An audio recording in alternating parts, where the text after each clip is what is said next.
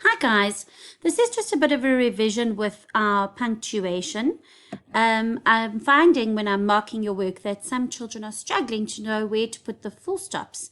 And obviously capital letters always come after a full stop, which is why I've left out those capital letters here.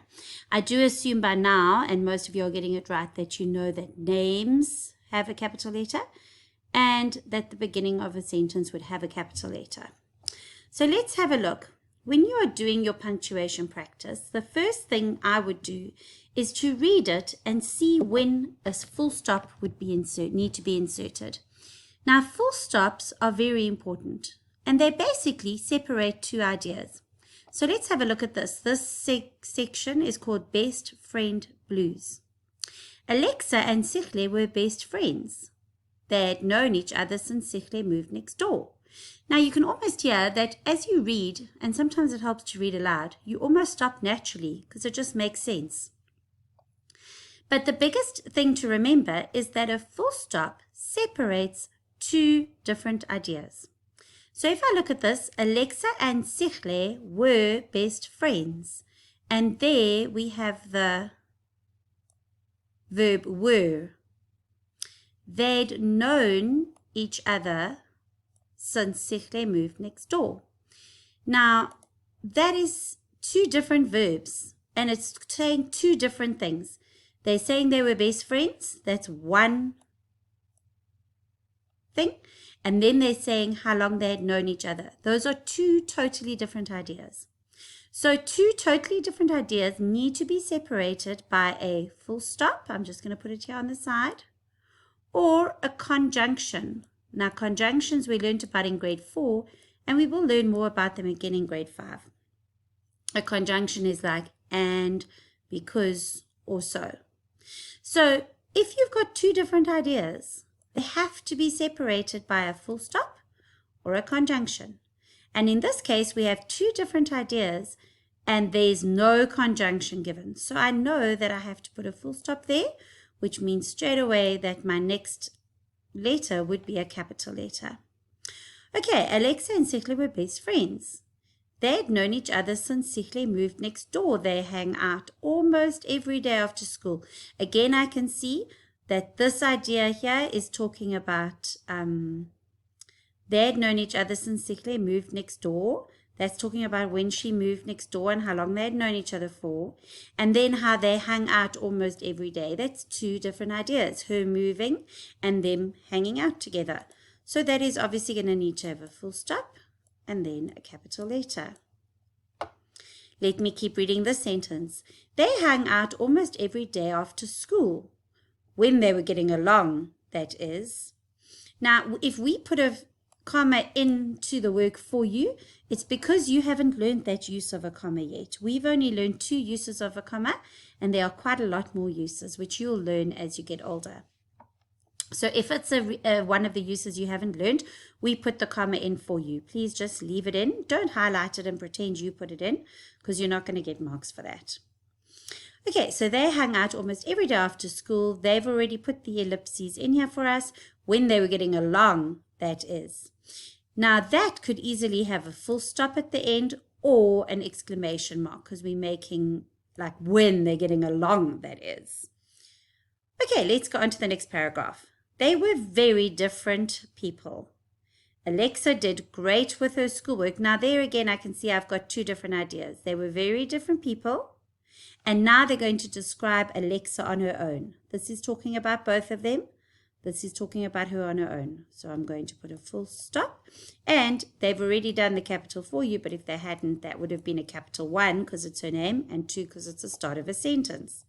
Alexa did great with her schoolwork. Now, if I put a full stop here, the next sentence would say, read a lot of books and took ballet classes. Well, that doesn't make sense at all. So I can see straight away that that full stop should not be there, and they're doing a list, which is a comma. Alexa did great with her schoolwork, comma, read a lot of books, and took ballet classes. Full stop, because now they're going to tell me what Sichle did. So this was all about what Alexa did, and now they're starting on a brand new idea. They're telling me about Sichle. Sichle, on the other hand, would rather play soccer, comma, chat with other kids at school, and struggle to sit long enough to finish reading a chapter of a book. And then again, that could be a full stop or an exclamation mark. So guys, the important thing to learn is to look when we are doing two different ideas. If those two different ideas are joined by a conjunction, then you're fine. If not, you've got to put that full stop in. Here, they've joined it with a conjunction. I'm sure I saw one here. No, I think it might be in the next one. Let's have a look at the next one. This is one from our punctuation that we've done. Joseph heard the men shouting as they neared the prison. He looked up from his desk. So, Joseph heard the men shouting as they neared the prison. He looked up from his desk. Those are two totally different things. Here, like we said, look at the verbs. Here he's hearing people, and here he looked up. That's two different things. And there's no conjunction, so I'll have to put a full stop in. Joseph heard the men shouting as they neared the prison. Full stop. He looked up from his desk. Here's a conjunction they've given us. And laid down his reed. They gave us a conjunction, so we don't need a full stop. He looked up from his desk and laid down his reed. He would have to finish the report later. So there we're seeing two totally different things. He laid down his reed, and now he's talking about finishing the report. Totally different things, so we need to separate it. He laid down his reed, full stop.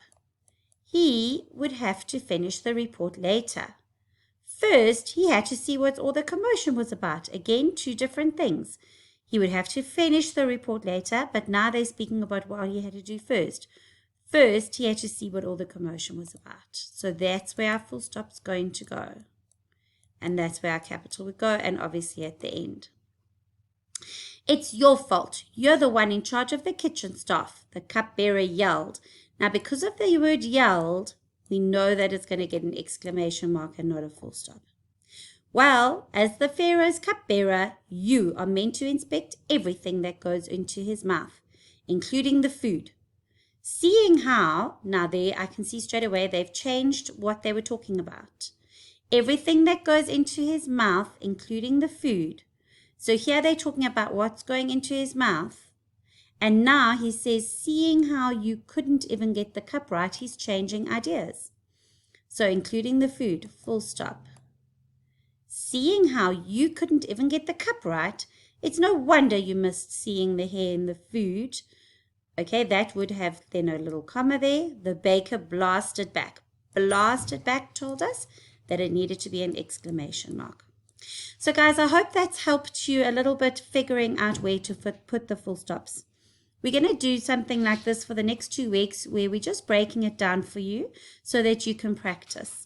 One of the most important things when you get your punctuation work on your Google Classroom is to read and figure out where the full stops are, because they are going to help you with the rest of the work. So read, see as you read where you naturally take a breath, and then think, where are they changing ideas? And then you will know where to put the full stop in. Okay, guys, good luck with that. There's a little boom quiz for you to do now to practice that. And we will chat later. I'll see you next time. Bye.